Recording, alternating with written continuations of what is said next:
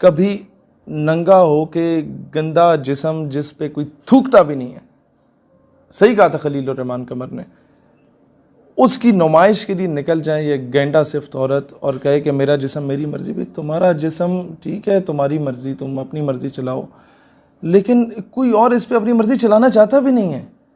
ऐसी औरतें जब माजी में इस तरह की बकवासात इन्होंने की थी, वक्त पे इनको अगर लगाम डाली जाती, वक्त पे अगर मैं समझता हूँ इनकी ज़बान खींच ली जाती, वक्त पे हम लोग नारे ना लगाते, इनके खिलाफ अदालतों का रुख करते, इन लोगों को रोका जाता, तो मैं समझता हूँ आज ये नौबत ही ना आनी थी।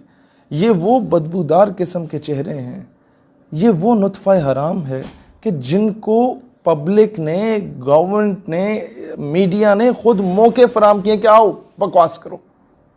इनको वक्त पे रोका जाता, इनके खिलाफ अदालती कार्रवाई की जाती।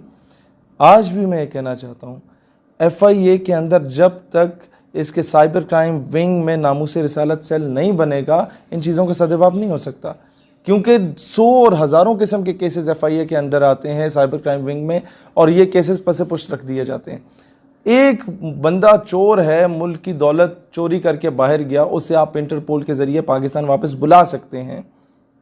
तो रसूलुल्लाह अलैहिस्सलाम या किसी भी नबी, किसी भी सहाबा, किसी भी मुक़द्दस शख्सियत के गुस्ताख को इंटरपोल के ज़रिए वापस क्यों नहीं बुलाया जा सकता? पैमरा का और उनका कोई शख्स था जिसने बाद में कहा कि जी आप व्हाट्सएप पे या डायरेक्ट हमसे मुलाकात करें। हमने व्हाट्सएप का कहा, तो जिस दिन उसने कॉल की हमारे भाई अबू बकर फरीदी को कि जी आपने खलील रहमान कमर के ख़िलाफ़, उसने कहा नहीं, मारवी सरमत के ख़िलाफ़। कहते हैं अच्छा चलो 3 बजे हमारी ऑनलाइन मीटिंग होगी। वो 3 आज तक नहीं बजे। आज अगस्त भी ख़त्म होने के करीब है, 23 अगस्त है आज, कुछ 1.5-2 महीने हो गए हैं। उन लोगों ने, हम वो 3 बजे का इंतज़ार कर रहे हैं कि कब कॉल करेंगे और हमारे केस को सुनेंगे। ये फ्रॉडिया हमारे महकमों में, इदारों में घुसे हुए हैं। अब इस कौम को हम लोग क्या बताएं? क्या कहते हैं आप इसके बारे में? देखें, सबसे बड़ा कसूर इसमें हम लोगों का अपना ये है कि ऐसे तमाम तवाइफ़ें जो, ये पहली बार नहीं है, कभी 295C के बारे में बकवास करें, कभी सलमान तासीर के हक़ में निकल जाएं, कभी किसी गुस्ताखाना ब्लॉगर के हक़ में निकल जाएं। सबसे बड़ा कसूर ये होता है, मैं उलमा से, मशाइख से, पब्लिक से कहूँगा कि खुदा का वास्ता है इसके ख़िलाफ़ अब रैलियाँ ना निकालना। ये और पॉपुलर होगी और इसी चीज़ की बुनियाद बना के ये मगरिब से पैसे भी लेगी, ये लोग प्रोमोट होते हैं, इनको एड मिलेगी, इसी बुनियाद पर इन्होंने हीरो बन जाना है। इसके ख़िलाफ़ पूरे पाकिस्तान के जो वकला हैं वो मुख्तलिफ़ कचहरियों के मुतफ़िक़ा तौर पे अपने अपने इलाके में FIR दर्ज कराएं, अपने अपने इलाकों के FIA के साइबर क्राइम ऑफिसेज़ में जाएं, फिल 4 वहाँ पर FIR दर्ज कराएं, इसको कानून की गिरफ्त में लाओ। पहला काम कानूनी एतबार से पूरा करें ताकि इसे हुकूमत मजबूर हो जाए इंटरपोल के ज़रिए वापस बुलाने में, और वहाँ से अंदाज़ा होगा कि हुकूमत सिंसियर है भी या नहीं, वो सीरियस लेगी इस मामले को या नहीं लेगी। अगर वो सीरियस लेती है तो वेल एंड गुड, सीरियस नहीं लेती तो और हज़ार रास्ते हैं इस तरह के लोगों के मुंह बंद करवाने के, फिर लोग मजबूर हो जाते हैं। लेकिन सबसे पहला रास्ता मैं आवाम से कहता हूँ, कानून की तरफ जाएं। PTA का क्या काम है? जब आप लोग और हज़ार किस्म की वेबसाइट्स को ब्लॉक कर देते हैं, कोई बंदा गवर्नमेंट के बारे में बात करे तो उसका जमहूरी हक है, किसी भी गवर्नमेंट के बारे में, PTA FIA उठा के उनके अकाउंट्स ब्लॉक कर देता है। मेरे सैकड़ों अकाउंट्स ब्लॉक हुए, मैंने नहीं देखा कि जो लोग मुल्क से बाहर फ़रार हैं उनमें से किसी का भी अकाउंट ब्लॉक किया जाए जो गुस्ताखाना बातें कर रहे हो। होते भी हैं तो बहुत हफ्ता 2 हफ्ता गुजर चुका होता है, उनकी सारी बकवासात फैल चुकी होती हैं। और अकाउंट ब्लॉक करना इज़ नॉट ए सोल्यूशन। उससे पाकिस्तान वापस बुलाओ, उसके चाचे, मामे, ताए, फूफे, बहन, भाई, माँ बाप में से कोई तो पाकिस्तान होगा, सारा टब्बर तो बाहर नहीं होता। पकड़ो उन्हें जिस तरीके से बाकियों को पकड़ते हो। जो सॉफ्ट कोई मुजरम अगर भाग जाता है तो उससे जो रिलेटिव्स होते हैं, फैमिली को, उनका सॉफ्टवेयर तब्दील किया जाता है। इस तरीके से इनका सॉफ्टवेयर तब्दील किया जा सकता है। ये तो मैं तफसील में नहीं जाऊँगा, 2-4 लेतर की गेम है। ये तो वैसे ही बड़े बुज़दिल होते हैं, तो पैसे के पुजारी होते हैं, पैसा इन्हें कोई भी मुल्क की एजेंसी दे दे, ये लोग बिक जाते हैं। नहीं शेख भाई, ये बताएं, कभी ये मेरा जिस्म मेरी मर्जी का नारा लेके निकलती हैं, कभी जैसे कि आपने बोला कि ये सुलेमान तसीर के हक़ में निकलती हैं, और अब जो रिसेंटली उन्होंने कल ट्वीट की, ये एक बड़ी गुस्ताही है, तो कभी इस तरह के ये अमल करती हैं, तो क्या कहते हैं आप? देखिए, मैं आपको एक बात बताऊं, सिस्टम इतना कमज़ोर है और सिस्टम के अंदर ऐसे ऐसे बेगैरत लोग घुसे हुए हैं कि इनको लगाम डाली ही नहीं जा सक रही। मैं आपको एक सबूत देता हूँ। मार्च में हम लोगों ने चेयरमैन पैमरा, जो आपके इलेक्ट्रॉनिक मीडिया की रेगुलेटरी अथॉरिटी है, उसको एक प्रॉपर एप्लीकेशन दी, या आपको मैं फुटेज भी दे दूंगा आपकी मीडिया के लिए। वहाँ पर मैंने और अबू बकर फरीदी और हमारे वकला दोस्त हैं फ़याज़ मुस्तफ़ाई साहब, बिलावल भाई, हम सब ने मिलकर एक पिटीशन दायर की, पैमरा को जाके दी कि इसने जो बकवासात की मीडिया पे मारवी सिरमित पर पाबंदी आयद की जाए, किसी टीवी प्रोग्राम में ना बुलाया जाए। वो जनाब 3-4 महीने के बाद जुलाई के 2 जुलाई को पैमरा को होश आती है कि हाँ यार कोई एप्लीकेशन आई थी, दरख्वास्त आई थी 3-4 महीने के बाद, और वो हमें जवाब में लिखता है कि जनाब आपने जो हमें रिक्वेस्ट की, complain received where in one of the guest mister Khalilur Rahman Qamar used highly objectionable, abusive and disgraceful and unacceptable remarks for a female guest.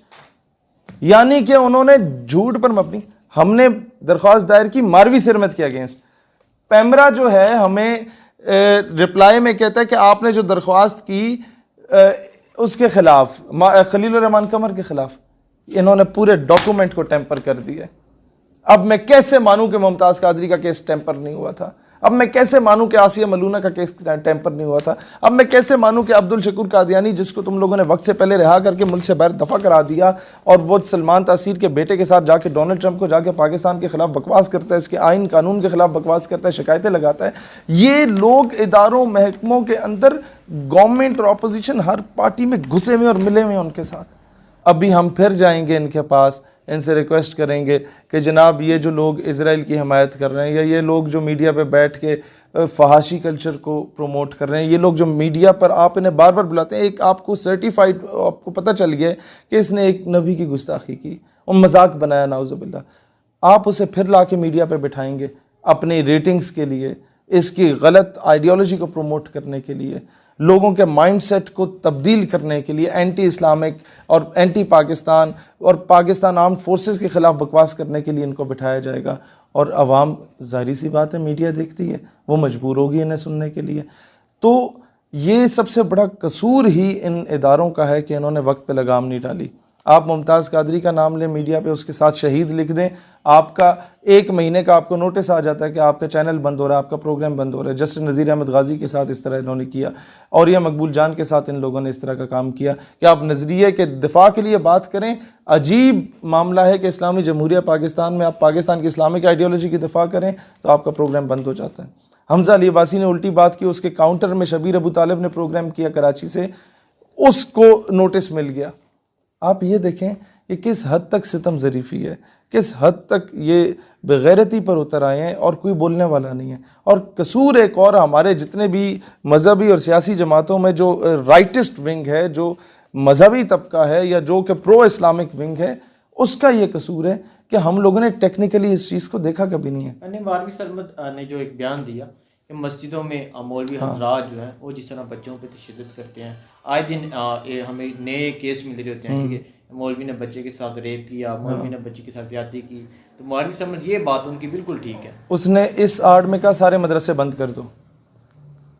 मैं I can show you thousands of cases, school, college, university में teacher ने बच्ची के साथ ज्यादती कर ली, वो पूरे जिस्म पे हाथ फेर रहा होता और कहता है तो मैं लैब के प्रैक्टिकल्स में नंबर मिलेंगे।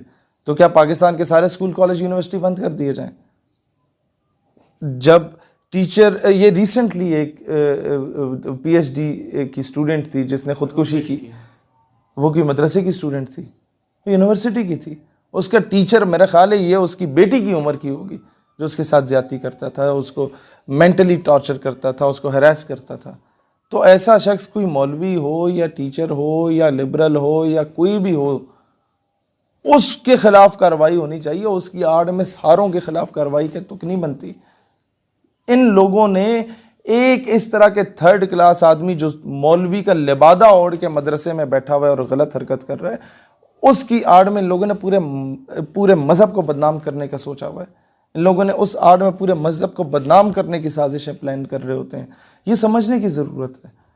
क्या इन लोगों ने खुद ये अबॉर्शन सेंटर्स के फेवर में, ताकि कोई भी किसी औरत के साथ ज्यादती कर जाए वो लीगलाइज करा दिया जाए? कोई माँ बहन बेटी उसकी इज़्ज़त, उसके माँ बाप की इज़्ज़त, उसका इन्हें ख्याल नहीं होगा। पाकिस्तान में होमोसेक्सुअलिटी को प्रमोट करने में सबसे अहम किरदार इस बदबख्त का है, मालवी सिरमित का।